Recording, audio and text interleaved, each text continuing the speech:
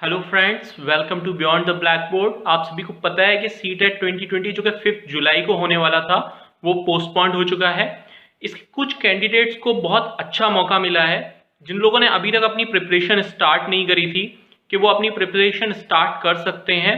और जो candidates already preparation कर रहे थे पर जिनको कॉन्फिडेंस नहीं बन पा रहा था, तो वो अब ज़्यादा से ज़्यादा टाइम मिला है उन्हें कि वो अपने प्रैक्टिस पेपर लगा सकते हैं, प्रैक्टिस कर सकते हैं, जिससे उनका कॉन्फिडेंस डेवलप हो सके।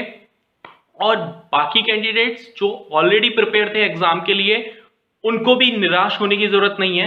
उनके लिए भी ये एक गोल्डन अपॉर्चुनिटी है कि अभी तक जो वो रोट लर्निंग करते आ रहे थे, अब वो कंसेप्ट बेस्ड लर्निंग करके बहुत अच्छे से इन डेप्थ टॉपिक्स में जाके टॉपिक्स को समझ सकते हैं।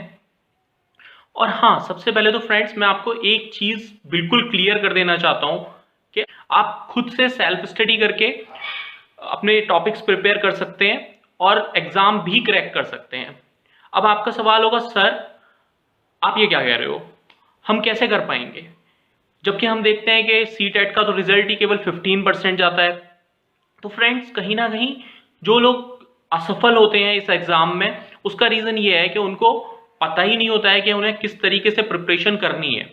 आप लोगों ने देखा होगा कि स्टूडेंट्स एग्ज़ाम हॉल में जाने से पहले 1 घंटे पहले भी पढ़ रहे होते हैं। इसका मतलब क्या है कि उन्हें कंसेप्ट बेस्ड तो कभी पढ़ा ही नहीं, उन्हें कभी भी कंसेप्ट तो अपने क्लियर किए ही नहीं, वो सिर्फ रोट लर्निंग करने में लगे हुए थे। फ्रेंड्स, रोट लर्निंग से हो सकता है कि आपका सी टेट क्लियर हो जाए, बट सबसे पहले हमें यह समझना होगा कि ये सी टेट हमारा लास्ट गोल है या ये केवल एक माइलस्टोन है। फ्रेंड्स, सी टेट के बाद ऐसा नहीं है कि आपको जॉब मिल जाती है, इसके बाद आपको और भी एग्जाम देने होते हैं। लाइक अगर आप यूपी में हैं तो आपको सुपर टेट देना होता है, अगर आप केवीएस की तैयारी कर रहे होते हैं तो केवीएस का भी खुद का एक अपना एग्जाम होता है। तो इसलिए फ्रेंड्स, सी टेट कोई लास्ट माइलस्टोन नहीं है, ये कोई लास्ट आपका गोल नहीं है। इसके आगे और भी एग्जाम्स हमें देने हैं, तो मैं आपको यही कहना चाहूंगा कि आपको बिल्कुल कंसेप्ट्स को क्लियर करते हुए कि आपको आगे के भी एग्जाम देने हैं, इस चीज को माइंड में रखते हुए ही प्रिपरेशन करनी चाहिए।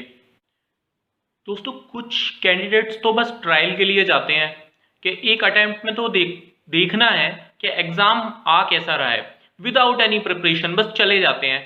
कुछ कैंडिडेट्स से लैंग्वेज वाले पार्ट में मिस्टेक हो जाती है, कुछ की एग्जाम का पैटर्न समझ में नहीं आ पाता है। दोस्तों, होता यह है कि जब आप सी टेट का पेपर देखेंगे तो उसमें 60 क्वेश्चंस तो सही सही हो जाते हैं, हमारे जो फर्स्ट 60 क्वेश्चंस होते हैं। जब हम 61st क्वेश्चन पे आते हैं तो हमारा लैंग्वेज वाला पार्ट स्टार्ट होता है, और उसके अंदर हमें देखने को मिलता है कि या तो पहले हिंदी है या इंग्लिश है। 61 to 90 हिंदी चलती है, फिर अगेन 61 से 90 इंग्लिश आ जाती है। जब कैंडिडेट्स उसे सॉल्व कर चुके होते हैं तो फिर वो और आगे बढ़ते हैं, फिर वो देखते हैं अगेन 61 क्वेश्चन फिर स्टार्ट हो गया है, और 61 to 90 फिर हिंदी है, और फिर अगेन उसके बाद इंग्लिश है। फिर वो कंफ्यूज हो जाते हैं, कैंडिडेट्स को लगता है ये हमने तो कुछ मिस्टेक कर दी। फिर वो उसको दोबारा से इंस्ट्रक्शंस को पढ़ना शुरू करते हैं, रीड करते हैं। तब उन्हें समझ में आता है कि पहले एक लैंग्वेज का पेपर देना था और दूसरे बार दूसरे लैंग्वेज का पेपर देना था। जो भी उनने जिस पैटर्न में उनने एग्जाम फॉर्म फिल करते टाइम वहां पे भरा था, बट तब तक बहुत देर हो चुकी होती है दोस्तों, क्योंकि वो ओएमआर शीट को मार्क कर चुके होते हैं और उनके पास सिवाय रोने के कोई और ऑप्शन नहीं बचता। फ्रेंड्स, ये 2-3 कारण ऐसे होते हैं जिसकी वजह से मैक्सिमम कैंडिडेट्स इस एग्जाम को क्रैक नहीं कर पाते हैं। और जो रिजल्ट की हमने बात करी कि 15% अप्रोक्स 15% रिजल्ट आता है, तो यही कारण है कि 15% रिजल्ट हमें देखने को मिलता है due to these silly mistakes. Friends, एक बार हम देख लेते हैं सीटेट 2020 का एग्जाम पैटर्न किस तरीके का होने वाला है। टोटल यहाँ पे हमारे पास 2.5 घंटे का टाइम होगा, यानी कि 2.5 आवर्स आप कह सकते हैं। 150 मिनट्स हमारे पास होंगे और 150 टोटल क्वेश्चंस हमें अटेम्प्ट करने होंगे। एक क्वेश्चन 1 नंबर का होगा, हर क्वेश्चन 1 नंबर का होगा, और टोटल हमारा जो पेपर होगा वो 5 पार्ट्स के अंदर डिवाइड होगा। पहला child development and pedagogy, second is language 1 and third is language 2, fourth part होगा हमारा मैथमेटिक्स का, और लास्ट पार्ट होगा हमारा ईवीएस यानी कि एनवायरमेंटल स्टडीज का।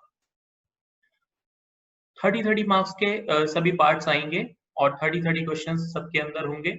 जो सबसे इंपॉर्टेंट बात है ध्यान देने की, वो लैंग्वेज 1 और लैंग्वेज 2 में है। जो आपने ऑप्शन वहां पे चूज किया है उसी के अकॉर्डिंग आपको फिल करना होगा। अब बात करते हैं पेपर 2 की। पेपर 2 के अंदर हमारे 4 पार्ट्स होंगे। आपको स्क्रीन के ऊपर 5 दिख रहे हैं, आप कहेंगे सर यहाँ तो 5 दिख रहे हैं, बट ये 4 पार्ट्स हैं क्योंकि ए और b mathematics science and social science and social studies के अंदर आपके पास ऑप्शन होगा, यानी कि आप ऑप्शन ए या ऑप्शन बी में से कोई भी एक पार्ट कर सकते हैं। ये सभी 30 मार्क्स के होंगे और पार्ट ए की अगर मैं बात करूं, मैथमेटिक्स 30 मार्क्स का होगा और साइंस भी 30 मार्क्स का होगा, तो दोनों मिला के 60 मार्क्स का हो जाता है। इसी तरीके से सोशल साइंस या सोशल स्टडीज भी 30 मार्क्स के होंगे और टोटल आपका ये भी 2.5 आवर्स का हमें टाइम मिलेगा इसको सॉल्व करने के लिए, जो कि मोर देन सफिशिएंट है। आप चाहे तो इसका स्क्रीनशॉट भी ले सकते हैं और सबसे ज्यादा अच्छी बात यह है कि अभी तक हमारे लिए इसमें नेगेटिव मार्किंग नहीं है।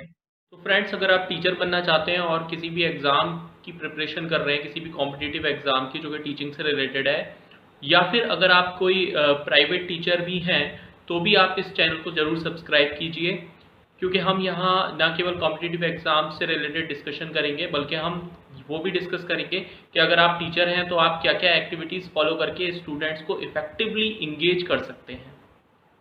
धन्यवाद दोस्तों।